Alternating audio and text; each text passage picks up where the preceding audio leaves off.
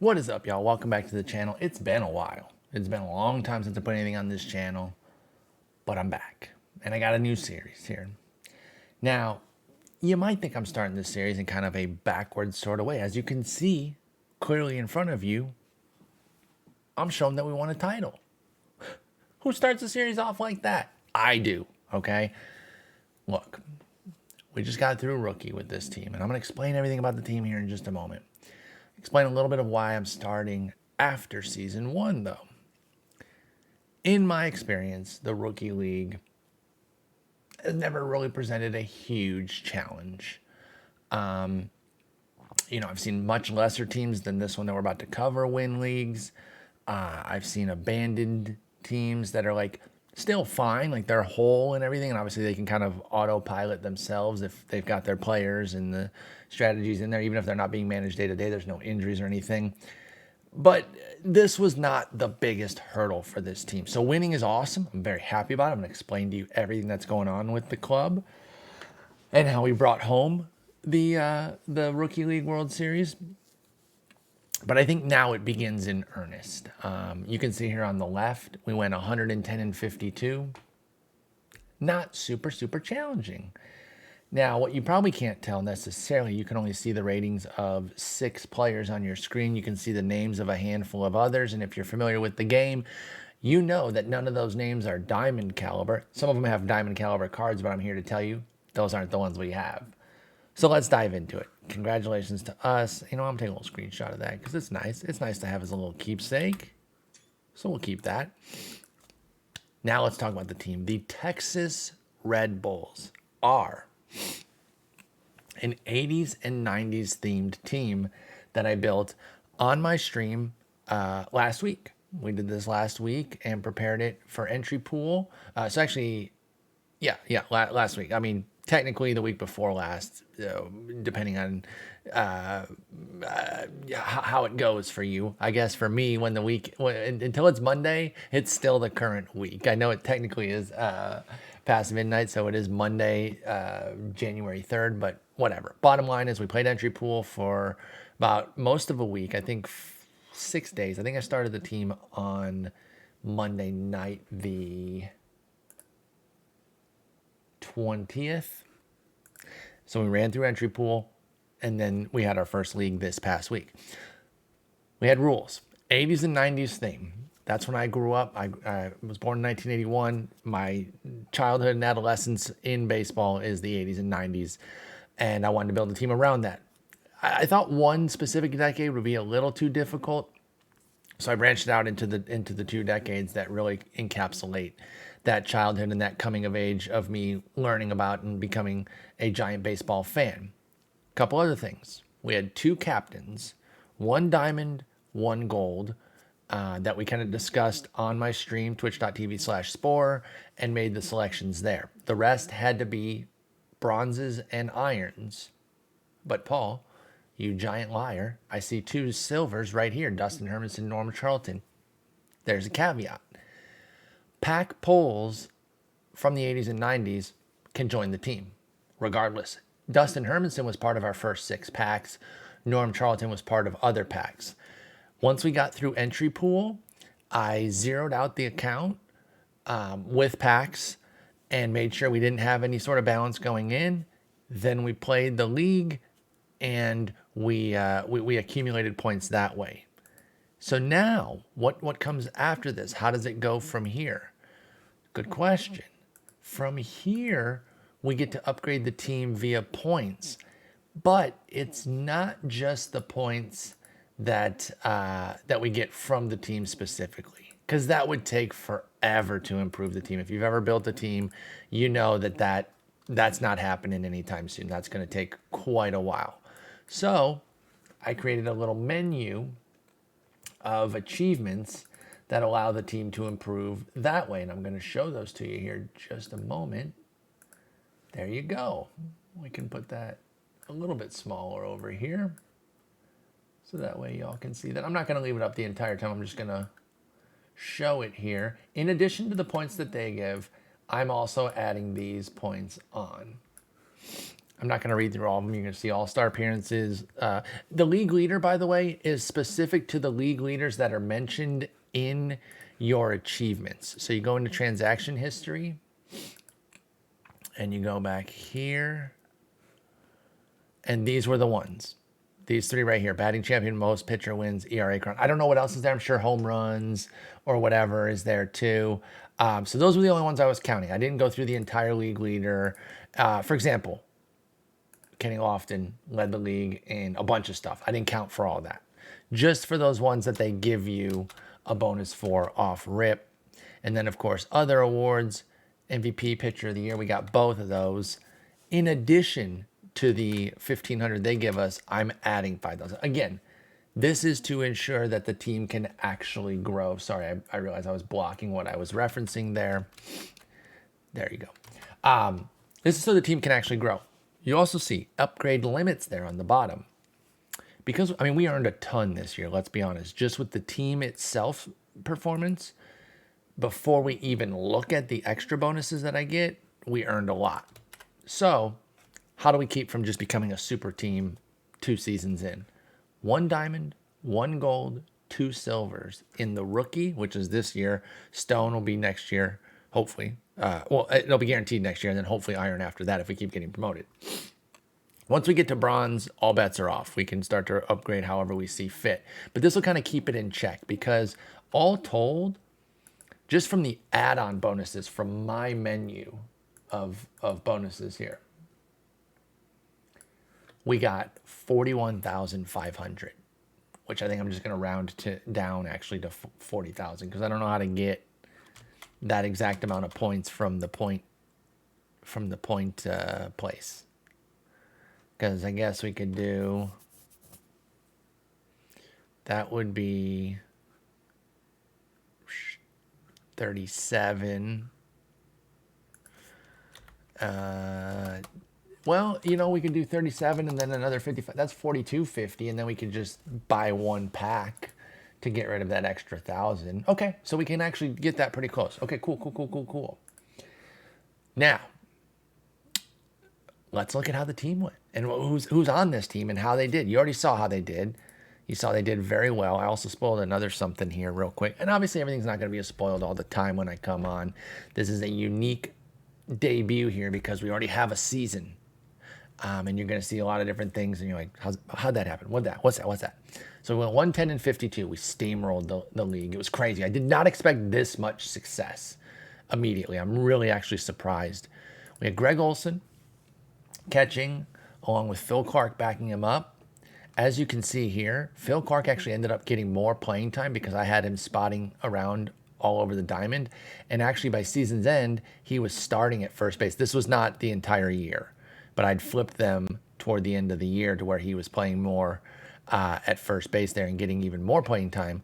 So these two both wound up over 450 plate appearances. Clark was awesome. He had a 3-win season. Olson, he was fine. Not crazy. Balboni, if you follow my stream, you know about Steve Balboni.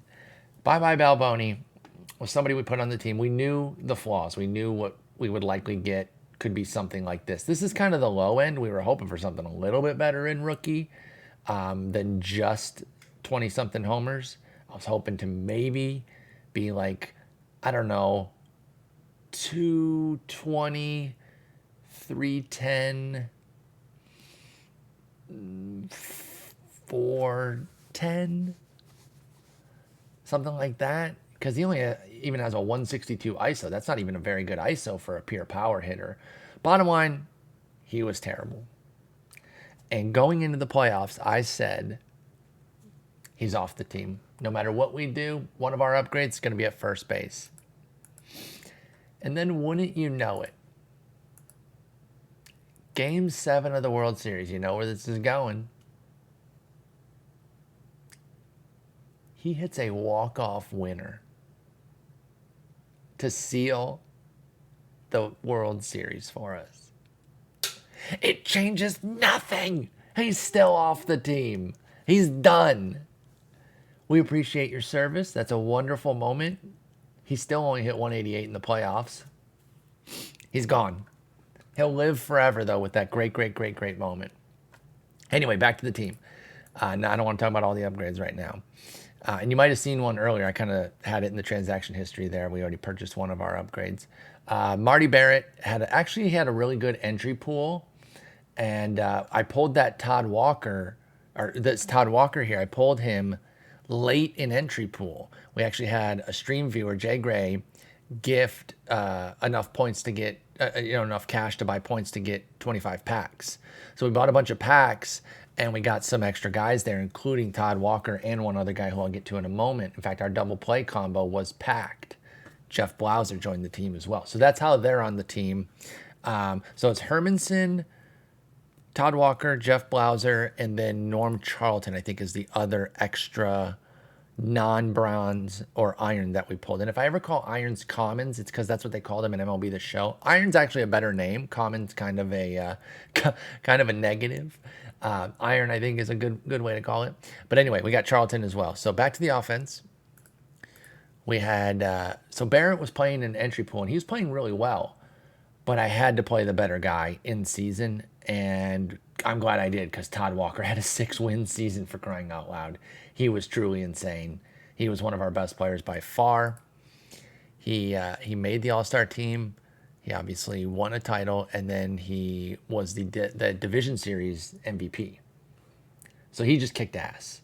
Even hit 10 triples, 41 doubles, 16 bombs, 80 ribs, 106 runs, excellent strikeout walk ratio. I mean, he was just 29 steals. Like, what a season. What a fantasy season, too. Oh, my God. Sprague and Balboni were going to be like our only power during they were our only power during entry pool. I was like, these are going to be the only guys that hit for power. Well, Sprague really started to develop a bit of a platoon, so I played into that. He still got 211 plate appearances against righties, where he was average, but he dominates lefties.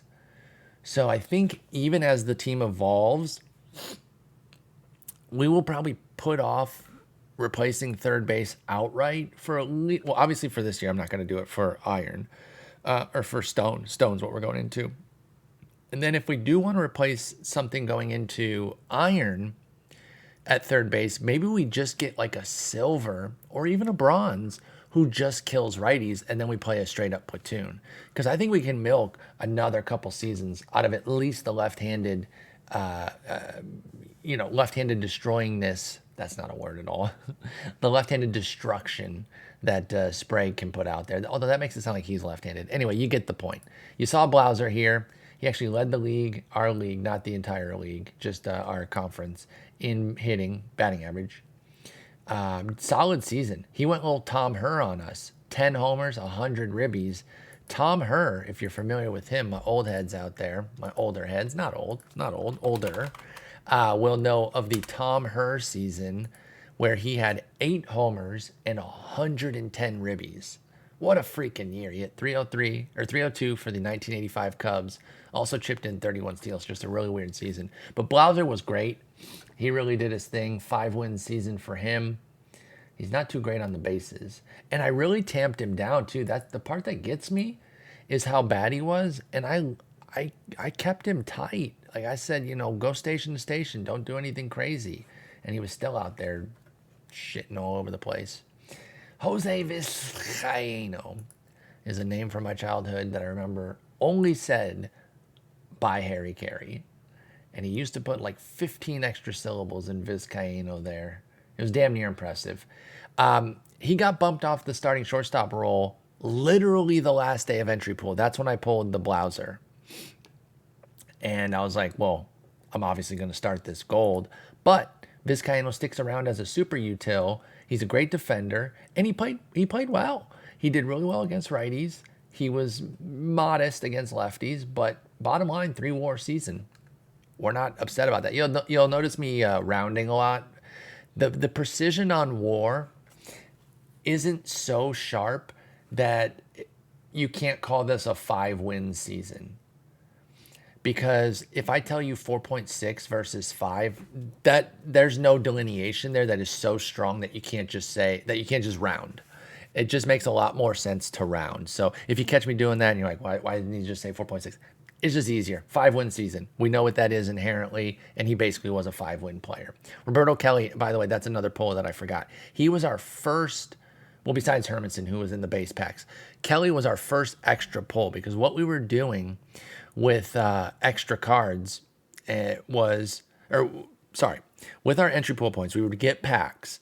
And then if we pulled somebody, we could keep them from the 80s and 90s. Otherwise, we had to sell everybody back and we could get more packs. That was all we could do. We couldn't buy upgraded players with those points. So I actually pulled some diamond. I forget what his name was. He was an old school guy and he was worth like 35K.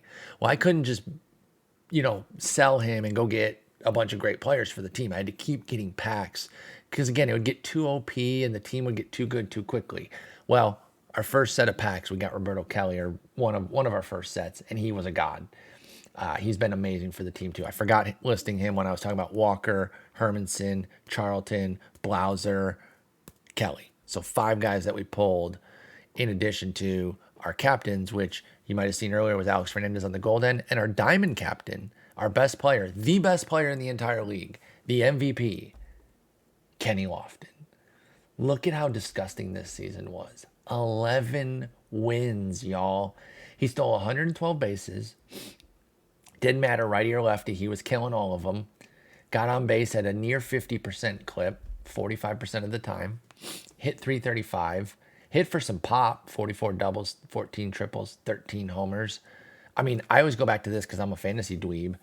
Think about this season in fantasy. 13 homers.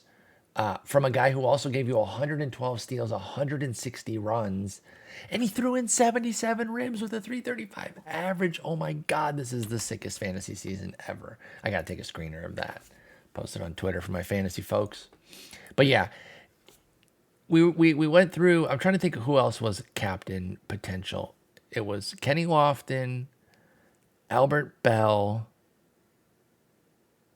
and shoot, who were there was 2 others.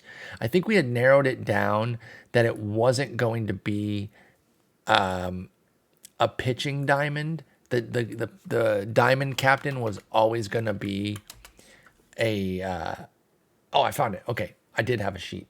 So we had it down to, we did have 1 diamond pitcher potential. Kenny Lofton, Tony Phillips, Alan Trammell, I'm a Tigers fan, and Albert Bell. 4 guys I loved growing up, plus Dave Steeb. Those were the 5 diamonds. By the time we voted, I said, guys, let's not even concern ourselves with Steeb. I love him, but we're going to go elsewhere. We're going to focus on gold pitching and get a diamond hitter. So then they voted on Lofton, Phillips, Trammell, and Bell, and Lofton won that going away. He went crazy. Then for the gold considerations, it was only 3 guys, actually. Alex Fernandez, Kirk McCaskill, and Jim Abbott. And they voted for Fernandez. So we'll get to pitching in a moment. But anyway, what a god. He'll be on this team forever. I mean, if the team gets so good that he becomes a bench player, I can't even fathom what that would be like.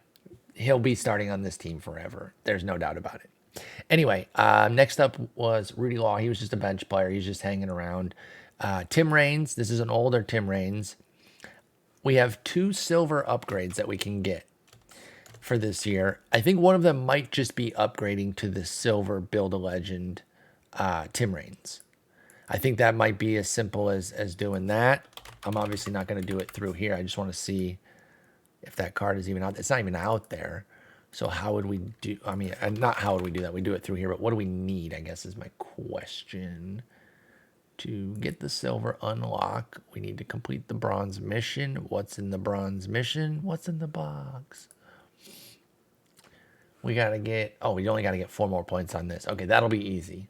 We'll scoop somebody up, probably do that offline, get that done, and make him one of our silvers. Probably. I don't know for sure. We did already get 1 upgrade situated, and it's the diamond, and I'll get to that in a moment. Our last offensive player, Thomas Howard. Big recommendation from the chat. Caged Wisdom was the guy who recommended Thomas Howard to us. And holy smokes, was this guy fun. He was great in entry pool, and he kept it going. He was one of our best hitters. Solid 3-win player. 112 WRC plus. Maybe not one of our best hitters overall. One of our best players, though. 3 WAR because of good defense, good base running. And again, I get that fantasy bent going and I see 48 steals and I'm like, yo, that's a dope fantasy season. He was actually 7th in WRC plus, which is pretty bananas and speaks to how good the team was. He was also, he was 6th in WAR. So anyway, Thomas Howard, he was a lot of fun. He's a switch hitter, doesn't have a ton of pop, but does everything else quite well. So I really have enjoyed having him on the team. And that's the hitting. Now, the pitching. Alex Fernandez is our ace, and he pitched like it. He pitched his ass off. You can see here, pitcher of the year, Cy Young for him. Led the league in Ks and wins. Pitched 237 innings of a 2.73 ERA and a 1.11 WHIP. He struggled at entry pool, and it was kind of a bummer. Obviously, what was I going to do about it? Bench him? Like, there was nothing to do. It was just like one of those, like, I wish he'd have done well because it's fun to watch your guys kill, even in entry pool. But I was never concerned, and that lack of concern was rewarded with a beastly 7-win season from Alex Fernandez. Now, I don't love pitching WAR as much because it really goes off of FIP and kind of your underlying skills as opposed to what happened. And we can get into all that about, like, should it just be the core skills and what should have happened in terms of, because FIP is trying to estimate what your ERA would be if some of the luck was removed, or should they just, like, because you can have, for example, you can have like a 5 WAR as a pitcher, even if you have like a 4.40 ERA, like you got unlucky. Like, okay, here's a good example. What was Aaron Nola's whip? What was Aaron Nola's WAR this year? Because he had a pretty unlucky season. Everyone knows that. He's not a sleeper. Everyone knows, plain as day, that he was unlucky. Because he had a 4.63 ERA, but a 3.37 FIP. So he had 4.5 WAR, aka a 5-win season, despite a 4.63 ERA. Question is, should that WAR reflect more of the results that happened, or just on the skills that he has and not punish him for the team defense or even bad luck or whatever? I don't know. Too philosophical of a discussion to have right now here, and especially one-sided. I don't even have a chat here to respond to that. But I don't love pitching WAR as much as I like it for hitters. But I'll still reference it a bit here, 5-win season. Because one thing I don't like about it is you can kind of volume your way to a big WAR season if you didn't do too terribly with skills-wise. And I'm not a huge fan. Anyway, 207 innings from Dustin Hermanson. He got off to a slow start. He was actually our ace in entry pool. So then he comes out with a 6.19 ERA, and I was like, wait a minute. I don't love that. Again, didn't panic. There wasn't anything to do even if I did panic. We don't have bench guys that are any better than our current guys, especially at the silver tier. So we have to stick with what we got, and we were rewarded. He was brilliant the rest of the way. Sterling Hitchcock might have been our ace, though. Believe it or not. Alex Fernandez won Cy Young. But do you want to know? Well, obviously you're going to know because I'm setting it up this way. But do you want to know who got MVP votes? Well, Alex Fernandez did too, but so did Hitchcock. And the reason I bring it up, not because Fernandez got more points, but who got a first place vote that didn't go to Lofton? It was Hitchcock. That's interesting to me. I'm just saying. Anyway, he was great. He's going to be on the team for a while. You know, because even as we improve the rotation, he can move down to the 4 starter and then eventually the 5th starter. Hitchcock's going to be around for a while. Charles Nagy, we'll probably build him the way we're going to build Reigns. So just kind of taking both those players and building them through their Build-A-Legend as part of our upgrade system. Threw up 205 innings of a 3.34 ERA and a 1.15 WHIP. Cozy little 5-win season. We love it. And then Eric King. Sorry. I ate a spicy chicken sandwich earlier, and I'm still sniffling from it like hours later. Like, be more lame, dude. So pardon me on the sniffles there. But anyway, Eric King, as you might have seen that he had 15 batters faced here. I eventually had to just trim down how much exposure we were getting with him because he was getting clobbered early. 548, 753, 736. It was rough. So I tamped down the innings and kind of keep him at like a 4-inning type guy. And honestly, he was more of a 4-inning guy early because of how much he was struggling.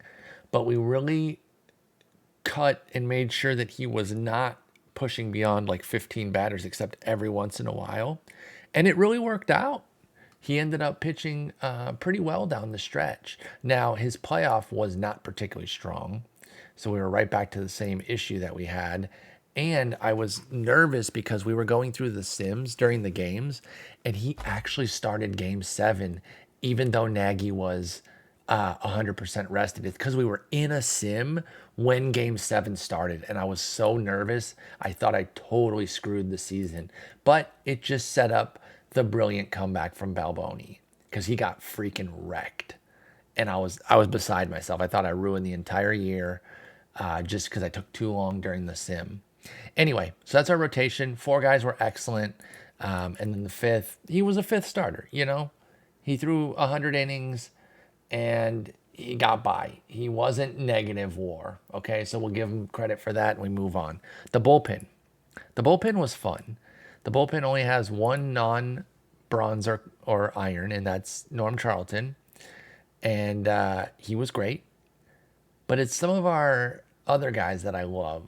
This guy, I mentioned my buddy Caged Wisdom from Twitch chat earlier. He's the one who put me on Jeff Wallace. I know he's probably a very popular iron for iron tournaments.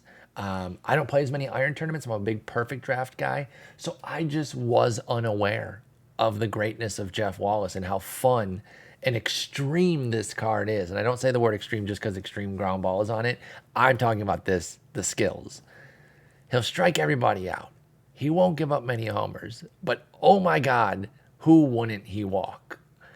It's crazy. And honestly, this extreme ground ball really adds another dimension to it to make him a pretty good reliever.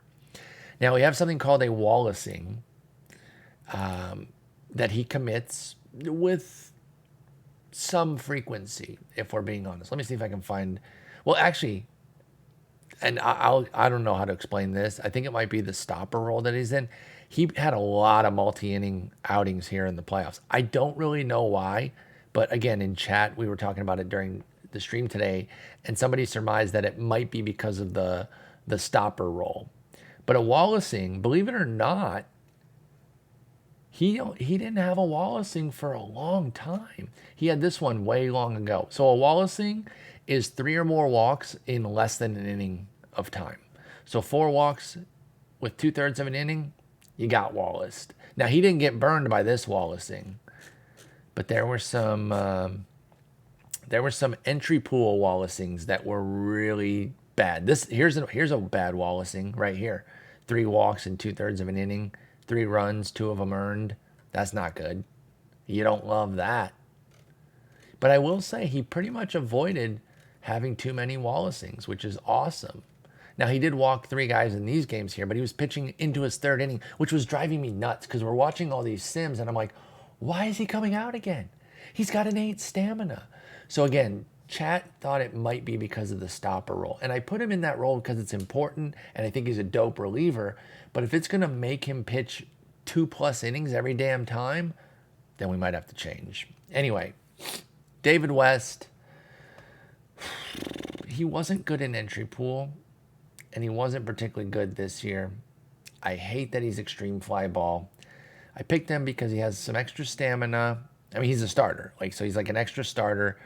You could say, why didn't you put him in the rotation and King in the bullpen? Well, I made a rule when I was doing the initial team build that I had to have at least 1 iron starter. Just an arbitrary rule to kind of make things a little bit more challenging. So I wanted to have 1 starter, at least 1 in the bullpen for some extra stamina. And they did leverage it. They let him throw 82 innings in 52 outings. But he just wasn't that good, plain and simple. So he's an early candidate to be moved on from. Lee Gutterman was a beast in entry pool and just as good here. 2.41 ERA, 118 whip, 0.6. I really don't care about WAR for relievers even more. So extreme ground ball as well. That you might notice. You might see that often, and that's definitely something that we set out to get. Now, we don't have a million extreme ground ballers. There just weren't that many from the 80s and 90s that are, bronze and iron. So we got the ones we could. But we will lean on it when it's an automatic tiebreaker, right? If there's 2 guys we like and one's extreme ground ball and the other's like neutral, extreme ground ball all day. But it is something we're trying to get.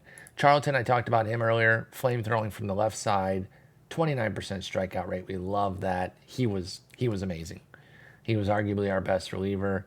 He's our lefty setup guy. Also can close. I don't have an anointed closer. I drive fantasy people nuts because we don't have a closer. We're like the Rays. We're pitching guys as we see fit on a given day. We're super annoying that way. Roger Mason has the CL tag for some reason. I don't really know why, because he's not the team's closer. So, whatever. And then Derek Lilliquist was really great. 168 ERA, .97 whip. He had an amazing season despite being an extreme fly ball guy. I got to say, I feel like we got a little bit lucky on that one. Because, oh, hang on. I got to update something real quick. I got my custom little stat line here, but I didn't put the home run rate on it for pitchers. I messed that up. I like to be able to look at that real quick and just see, like, oh, what was his homer 9? 0.5. So a 0.5 homer 9 for an extreme fly ball guy, that's pretty fortunate. I hope we can stay that lucky with Lilliquist, but I'm not expecting a season that good again necessarily. Tim Leona, extreme ground ball. That's why he's on the team, plain and simple. And we need to get some iron guys. I think I said I had to have, was it 4 iron? Because we have Gutterman. No, Gutterman's a bronze. We have Bronke, Leona, Wallace, and then, yeah, we had 4, and then Charlton replaced one of the irons. I can't remember who it was, but when I pulled him, we were like, let's get rid of one of the irons. But the initial team, oh, wait, hang on. I still have that spreadsheet up. I can pull it up real quick. The initial guy was Pat Perry, and he was a lefty, and he's actually not a bad iron, to be honest. But since he was a lefty, Charlton's a lefty, it just made sense to do a 1-to-1 replacement there. And then the last guy is Jeff Bronke, extreme ground ball. You're catching on now. You're not surprised. 4.40 ERA, 1.23 WHIP. He was fine. Low leverage guy. Doesn't pitch a ton. I should probably avoid high leverage, to be honest, since I said a low leverage guy. But he's fine. He's whatever. Okay, so that's the team. You're caught up on the team. I'll give you the standings again. We went 110 and 52. You've seen the stats. You know we won the World Series. Here's the tree if you want to see how we got there. We obviously had the first round bye. We go 3-1 against the Abbotts, 4-2 against the Atlanta Whales, and then 7 games against the Boston Z's for the title. Now, again, I said at the outset, why am I doing this now instead of why didn't I do it at the beginning of the week? I could have. Part of it was time. I just didn't have time to necessarily make videos last week. But also, I knew it wasn't super pertinent to start it for the first season because I figured this season might be a little bit easier. I didn't think it was going to be this easy. I was just like, hey, it's lower level. The reason I kind of knew, though, is when I looked at this, the league rank thing, and I saw how much blue we had. Sure, Lofton makes sense. Fernandez makes sense. But, and I know even some of the other guys that we have in blue is a silver and a gold and a silver. I get that. But when I saw how much quality we allegedly had on the team, I was like, well, this isn't going to be our biggest challenge. So if I don't make a video, like a bunch of videos all week covering the first season, we'll be fine. So we got this team. We're a season in. Now, I think we start to get a little bit of a challenge here, but it's going to come with some upgrades. So let's talk. You might have seen the other one. Now, I mentioned how Dave Stieb was part of our initial vote to get on the team as a diamond captain. But we said, let's focus on the hitters. And now look, he's our first diamond addition. Love Dave Stieb. He was an amazing pitcher. Arguably has a case for like pitcher of the 80s. If you just look, I know like decades are arbitrary time periods or whatever, but if you look from the beginning, from 80 through 89, and I don't think they should, but I've seen some people count 90. I'm like, how does that count for the 80s? I think people are doing it just because he had a really good 90. But no, you just go 80 to 89, and he had 328 innings of a 3.32 ERA and a 1.22 WHIP, which is really freaking good. He was 26% better than league average Over that time period, that's really good. He never won a Cy, which definitely hurts the case a bit. But he was a 1, 2, 3, 4, 5, 6-time All-Star, 3-time Cy Young vote getter, and then 4-time if you count 1990. But anyway, I don't need to talk about his accolades. He's a great pitcher. He's on the team, and he is taking the spot of Mr. Eric King, who served up a capable debut season in the 5th starter's role. We appreciate him. Thank you for your service. Steve, welcome to the team. Now, obviously, he's coming in. But guess what? We respect established players and reigning Cy Youngs. Steve will be the number 2. Steve will be the number 2 behind Alex Fernandez. Now, another move we talked about doing on stream, I think we're going to go ahead and do that here. Another big stream favorite for me is Will Clark. And of course, there was 5 Will Clarks out on the market earlier today, and now there's none. I'm so annoyed. Well, we'll see. Just making sure. I don't know why putting in the whole name was going to change anything. Well, I'll try to do that in the morning then. This is the tough part about this. And that's why I bought the Steve right away. Because there was only one, and I wanted to make sure that we had him. So, if we get Clark for first, because it's bye-bye Balboni for sure. He gone. Let's just say, what if we can't get him? 1990s first baseman. We can go Jaha or Tino. I do love this Jaha. It's a really slick card. The reason I really, really want Will, though, is not only just because I like him as a player, but because I think he can get exposed the further up we go. Nobody has him. I wanted to show his stats, but he has some sketchy plate skills. And I don't know why I'm searching it again, just in case one came out in the last 9 seconds in the middle of the night. I'm an idiot. But he has some sketchy strikeout and walk issues that I do have some concerns with. So that's why I think getting Will Clark now and playing him in the lower levels is going to maximize what he can do. So I'll try to look for it again in the morning. And then I think our other upgrades, we have 2 silvers, and we can either do the Tim Raines one and 1 reliever, or 2 relievers. But we need to upgrade the bullpen. It was the weakest part of our team, not just in season. You see, we had the 9th bullpen ERA compared to 1st for the starters, but also during the playoffs, y'all. Almost every game we lost late because of the bullpen. Like, look at how every game's close. We didn't get blown out at all during the playoffs. 3-run loss, 2, 3. 3 was like our biggest loss. 1 in extras. And it was always the bullpen choking. So, let's find a reliever here. In the silver tier. Let's look up the 90s or the 80s first.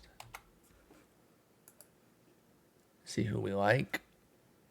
And off rip, I'm leaning toward guys I know.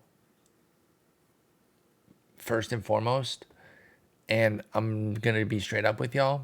I only know Calvin Schiraldi because of 1986 and because he went to the University of Texas. And I don't know any of the other guys. So the 80s relievers are out. Let's go to the 90s.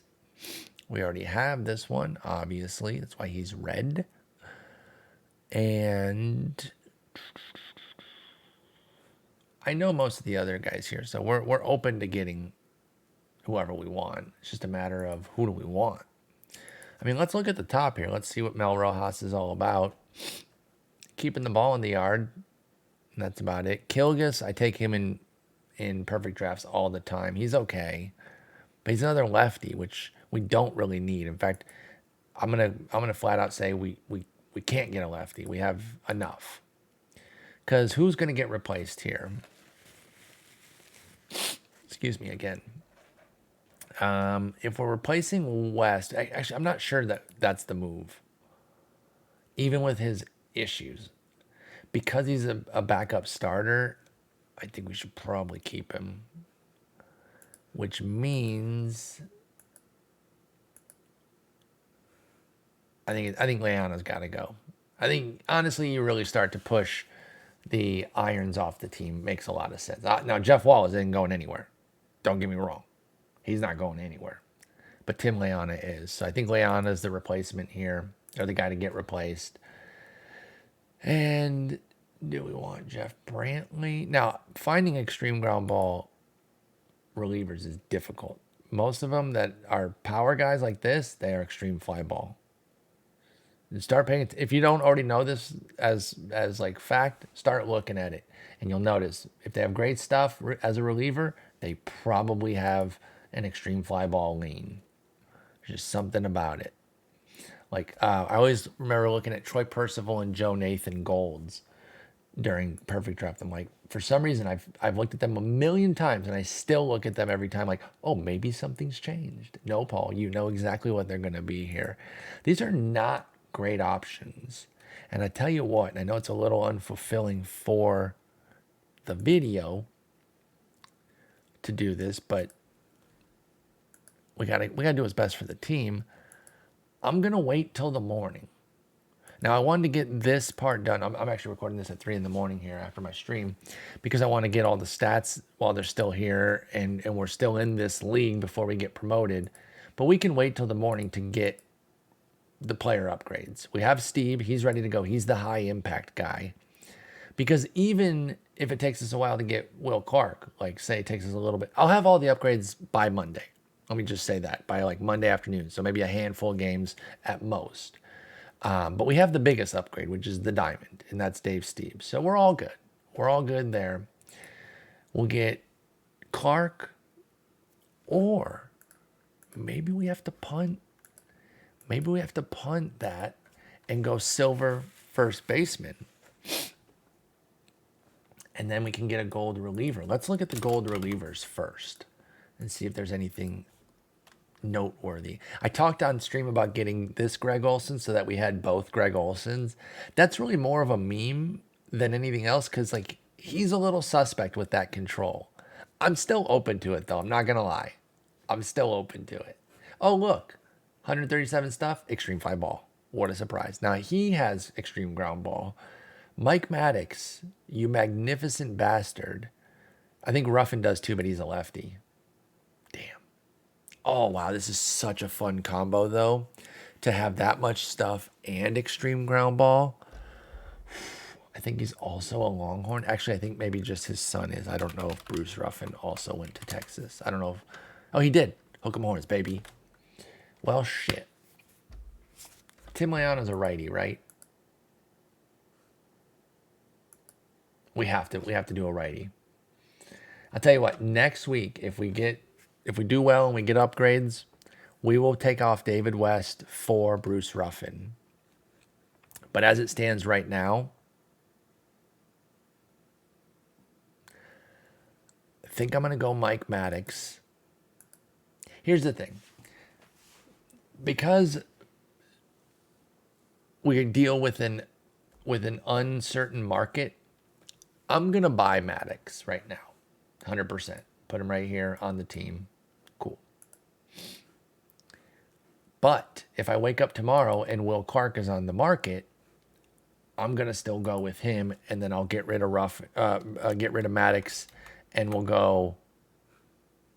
go back to the original Will Clark plan with some silver relievers.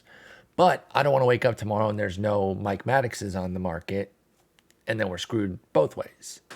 So I'm going to do that right now. Which means we're looking at Garvey or Walk at first base. And I tell you what, power, one of the few issues of this team. We don't have a ton of it, which is why Billiam would be such a fun fit. We call Will Clark Billiam instead of William. It's just a stream meme. I don't really know the origin. I just started calling him that one time and it stuck. That's really it. It's really just replacing one letter with another. It's stupid and goofy, but fun. Yeah, I think same principle here. I don't want to wake up tomorrow and there's no walks available. So I'm going to buy Walk right now. Just park him. because then it also gives us, now he's not a good catcher, but it's nice to have that extra guy who can catch. More importantly, though, first baseman who can rake. Chambliss kind of intriguing too. The Garvinator has pop. He's not devoid of pop. But I like Walk with that positional capability too.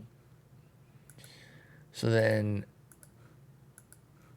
oh wait, no. 80, 89 for the, oh yeah, we looked at this. Oh wait, no, I didn't look at the 80s relievers. In gold. I did in silver. That's right. So Worrell and Daly, I'm familiar with them from Perfect Team, or from Perfect Draft like crazy. Steve Bedrosian, I know him. I actually grew up watching him when he was on, what was he on, the Cubs? Bedrosian was on the Cubs and Twins? No, Phillies. I'm thinking of Rick Aguilera. And they have like similar beards, kind of. So I think that's not a terrible, well, looking at those pictures on Baseball Reference does not help my case. So just pretend that they look similar. All right. And then, am I going to keep checking for Will Clark like every 9 seconds as if anything's going to happen? Yes, because I'm an idiot. I'm also thinking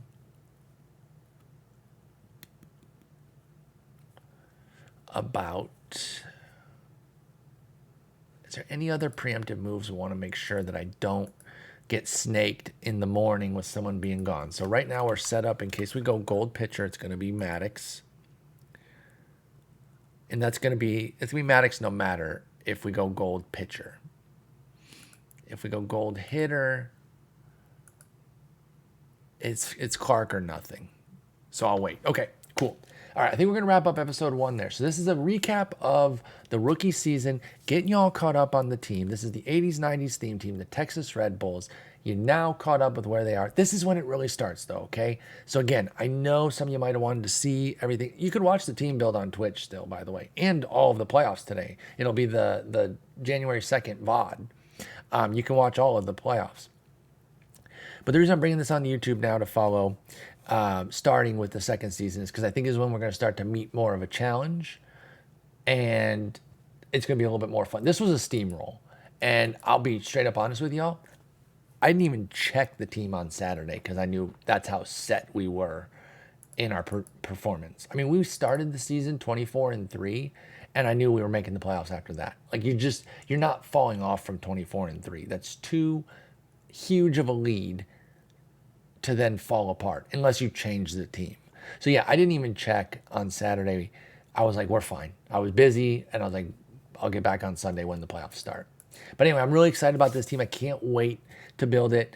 Steve and Clark were two of our biggest targets. After we decided the captains, we decided that they would be our next targets to go with the, we already had the gold pitcher and the diamond hitter. We wanted the gold hitter and diamond pitcher to kind of match them. And those were our two big targets. I didn't know that we were going to earn this much season 1, so where we could get both of them right away. But that's a lot of fun. And as we go through this, we'll start to put up some of our we're calling them like free agent pickups. So we'll put up some of our biggest targets as the seasons develop and people start to perform one way or the other. We'll put them on the chopping block. Maybe they can play their way off. Balboni learned that even a Game 7 World Series clinching home run is not enough to save your job if you have a 56 WRC plus. And let that be a lesson, folks. But we thank you for your service. Bye-bye, Balboni. But you gots to go. That's the Texas Red Bulls. I'll be back with another episode on Tuesday, getting you caught up on the final moves, whether it's Maddox or Clark, whether it's Walkenfuss or who was one of those silver relievers that we were looking at. Who cares? Doesn't matter, because I don't know if we're going that route anyway. But anyway, thank y'all so much for watching.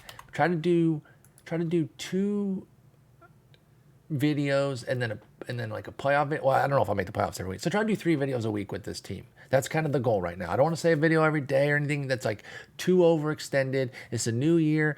And for me, whenever I do resolutions, I try to do ones that are achievable. If you go from doing nothing and saying you want to do it every day, like people who want to start reading, they're like, I'm going to read every day. Oh, how much do you currently read? I don't. You're never going to make that goal. It's too difficult. It's too difficult. So I haven't posted on YouTube in I don't know how long. Been a long, long time.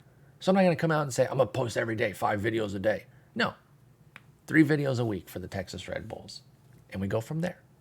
Follow us on stream, twitch.tv/spore. Appreciate y'all hanging out. If you have suggestions for players to target, I will say our big kahuna top dog target is Pedro.